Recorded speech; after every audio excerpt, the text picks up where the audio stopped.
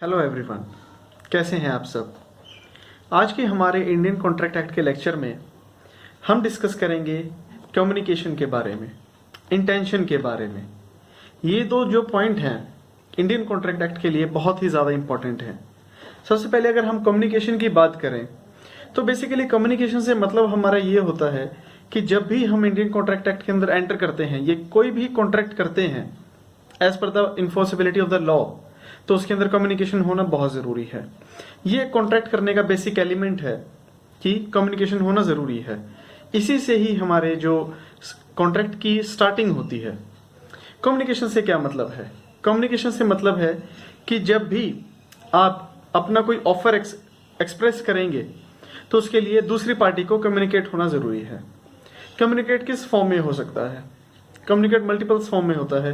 Communication by telegram, communication by vocal, communication in return, communication on phone call, communication on mail, और आज के time पे अगर हम बात करें तो व्हाट्सएप के ज़माने में सबसे ईजीएस्ट फॉर्म ये हो जाता है।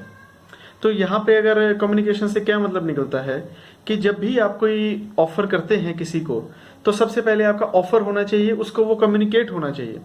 जब वो कम्युनिकेट होगा, कम्युनिकेशन के बाद ही दूसरी पार्टी उसको एक्सेप्टेंस देती है। उसके बाद वो जो एग्रीमेंट होगा, जो आपका कॉन्ट्रैक्ट होगा, वो कंप्लीट होगा। तो इसके ऊपर हमारा कम्युनिकेशन के ऊपर एक केस लॉ है, वो है लालमन शुक्ला वर्सेस गौरी दत्त का। लालमन शुक्ला वर्सेस गौरी दत्त का बहुत ही इंपॉर्टेंट केस लॉ है।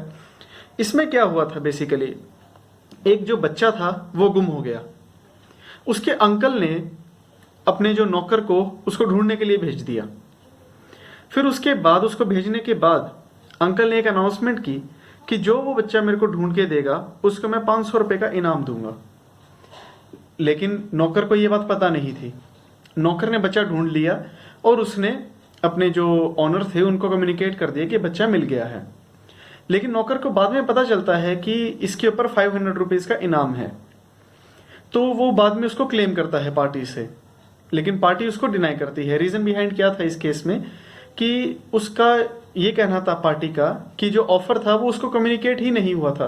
उसको बच्चा मिला, उससे पहले उसको पता नहीं था कि जो इनाम है 500 रुपए का वो रखा हुआ है। जो उसके अंकल हैं उसने उसके ऊपर 500 रुपए का इनाम रखा है। तो कोर्ट में भी यही बात हेल्ड हुई थी कि जो ऑफर है वो पहले कम्युनिकेट होना जरूरी है, उसके बाद ही उसकी फुलफिलमेंट होगी। आई होप कि आपको ये केस लॉ समझ आ गया होगा। अब हम अपनी बात करते हैं इंटेंशन की। इंटेंशन से हम क्या समझते हैं कि जो पार्टी एग्री कर रही है उसकी इंटेंशन होनी बहुत ज़्यादा ज़रूरी है। अगर आपका और मेरा कोई एग्रीमेंट है, उसमें हम दोनों की इंटेंशन ही नहीं है, तो फिर वो एग्रीमेंट कैसा, ना ही वो एनफोर्सेबल होगा। तो इंटेंशन अगर हम बात करें, केस लॉ है जो है बलफेयर वर्सेस बलफेयर का, 1919 का केस लॉ है, बहुत ही पुराना केस है, बलफेयर वर्सेस बलफेयर का। इस केस में क्या हुआ था, हस्बैंड एंड वाइफ जो थे वो दोनों इंग्लैंड घूमने गए। जो कपल था वो इंग्लैंड घूमने गया, लेकिन कुछ हेल्थ इशू के कारण जो उसकी वाइफ थी हस्बैंड की, वो उसको आगे सपोर्ट नहीं कर पाई, उसका साथ नहीं दे पाई, तो वो वहीं रह गई। और उसका हस्बैंड जो था वो सिलोन वापस चला गया, जो कि एक यूके की एक प्लेस है सिलोन में। वो अपने होम वापस चला गया और वो हस्बैंड अपनी वाइफ को प्रॉमिस करता है कि मैं हर मंथ तुमको 30 पाउंड रुपीज सेंड करूंगा। तो वो अगर सेंड नहीं करता है, इसमें उसने सेंड नहीं किए, तो इसमें ये हेल्ड हुआ था कि जो हस्बैंड है वो लायबल नहीं है। रीजन बिहाइंड क्योंकि उसकी इंटेंशन नहीं थी। तो फिर उसके बाद हमारे पास क्वेश्चन आता है कि इंटेंशन को आप जज कैसे करेंगे, इंटेंशन आप देखेंगे कैसे कि उसकी इंटेंशन थी या नहीं थी। तो उसके लिए बेसिकली हमारे पास इंटेंशन के लिए 3 पॉइंट्स हैं। सबसे पहला फैमिली अरेंजमेंट्स, दूसरा सोशल अरेंजमेंट, और थर्ड बिजनेस ट्रांजैक्शन। इन 3 पॉइंट्स का क्या मतलब है, अब हम ये डिस्कस करेंगे। सबसे पहला फैमिली अरेंजमेंट्स। फैमिली अरेंजमेंट्स का मतलब ये है कि जब भी आपका जो एग्रीमेंट होता है अगर वो फैमिलीज के बीच में है तो उसे हम फैमिली अरेंजमेंट बोलते हैं। और सोशल अरेंजमेंट का मतलब अगर आपके कोई फ्रेंड सर्कल के साथ है या किसी नॉन पर्सन के साथ करते हैं, उसको सोशल अरेंजमेंट बोला जाता है। फ्रेंचेस का बिजनेस ट्रांजैक्शन का। बिजनेस ट्रांजैक्शन से मतलब क्या है? बिजनेस ट्रांजैक्शन से मतलब है जब आप कोई भी ट्रांजैक्शन किसी स्ट्रेंजर या थर्ड पर्सन के साथ करते हैं, जो कि एक लीगली होती है, जिसमें रिटर्न होता है। तो कहने का मतलब ये हुआ कि जो बिजनेस ट्रांजैक्शन होंगी वही लीगल होंगी।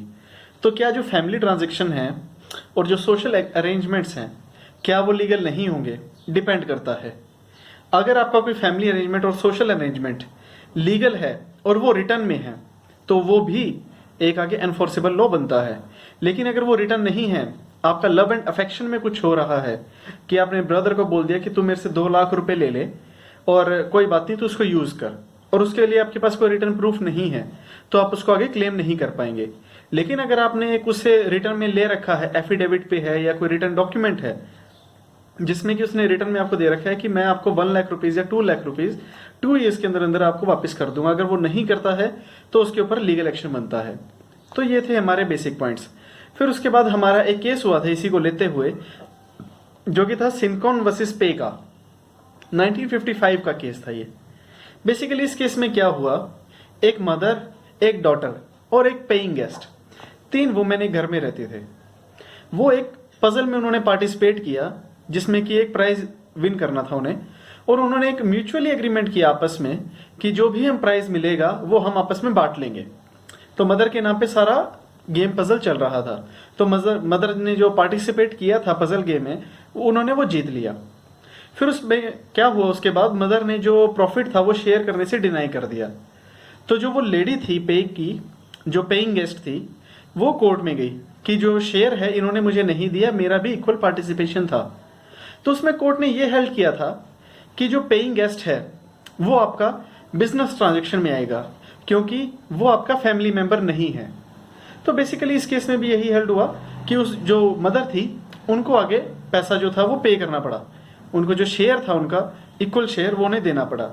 सो गाइस बेसिकली आज का लेक्चर हमारा यही था, अपना कम्युनिकेशन और इंटेंशन का। तो आई होप कि आपको ये जो 2 पॉइंट्स हैं ये बिल्कुल समझ आ गए होंगे। बहुत ही बेसिक पॉइंट है, बहुत ही आसान फॉर्म में, और 2 केस लो आपको लैंडमार्क मैंने बताए हैं, तो आप नोट जरूर कर लीजिएगा। वीडियो पसंद आई है तो लाइक कीजिएगा, अपनी फैमिली और फ्रेंड्स के साथ शेयर कीजिएगा, चैनल को सब्सक्राइब कीजिएगा। Thank you so much.